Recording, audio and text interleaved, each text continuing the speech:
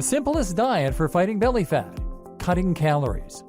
The most straightforward way that anyone can fight belly fat is to simply eat fewer calories than they burn. This is what is called maintaining a caloric deficit, and it basically means that the body needs to burn fat in order to get the energy it needs.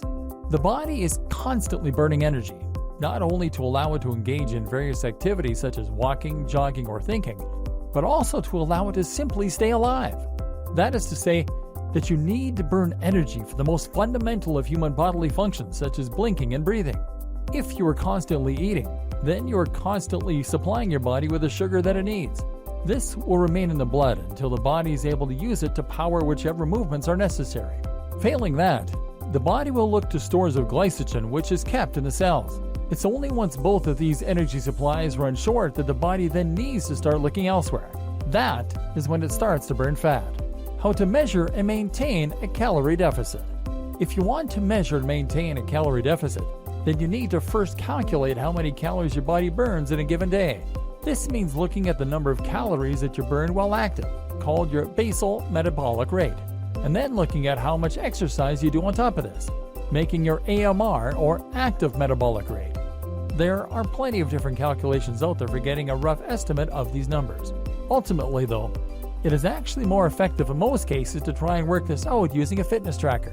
While calculations can be useful, they don't allow for variations from one day to the next. Most of us will find that our active metabolic rate varies tremendously throughout the week, and this of course has a big impact on how much you should be eating. A good fitness tracker will allow you to enter some personal metrics, such as your height, weight, and gender, and will then count your steps and measure other activities throughout the day. A device such as the Fitbit Alta HR, for instance, will not only track steps, but also monitor your heart rate throughout the day, and automatically detect exercises and activities like walks, runs, and sports. Using this data, you can then get a much more accurate picture of how many calories you burn daily.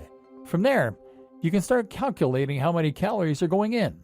Again, there is technology out there to help you do this. MyFitnessPal, for example, is a tool that will let you log the foods you eat by entering the calories and macronutrients manually, or by simply scanning a barcode in order to add them from a huge database. If you scan everything you eat through MyFitnessPal, not forgetting the drinks you consume, including alcoholic beverages, and any smaller snacks throughout the day, then you now have a total number for all the calories you've eaten to measure against the ones you've burned.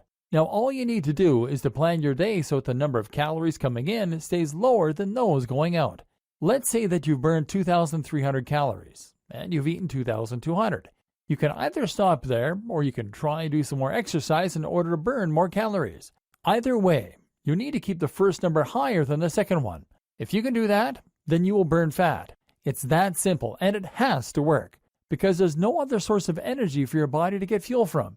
Maintain a constant caloric deficit of around 200 to 300, and you'll slowly lose more and more fat. Remember, slow and steady wins the race. Except, it's not really that simple, is it?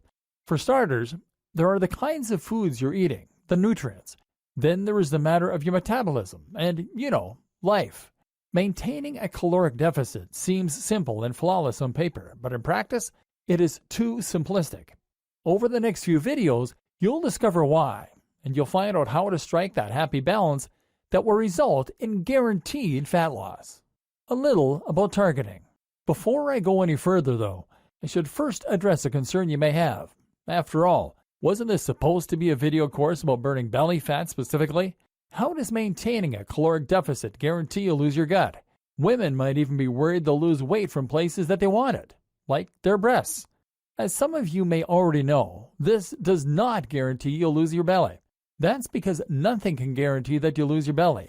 Unfortunately, there is no such thing as targeted fat loss.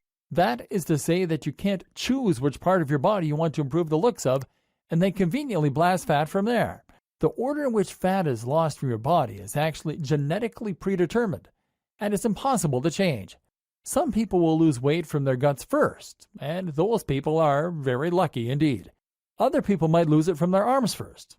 As of right now, science has no way of helping you choose which order things happen for you. So the only way you can burn belly fat is to burn all fat, and then feel safe in the knowledge that it is going to eventually reach your belly. That said though, We will look at some tips in this video course later on that can help you to make your belly flatter and more toned in other ways.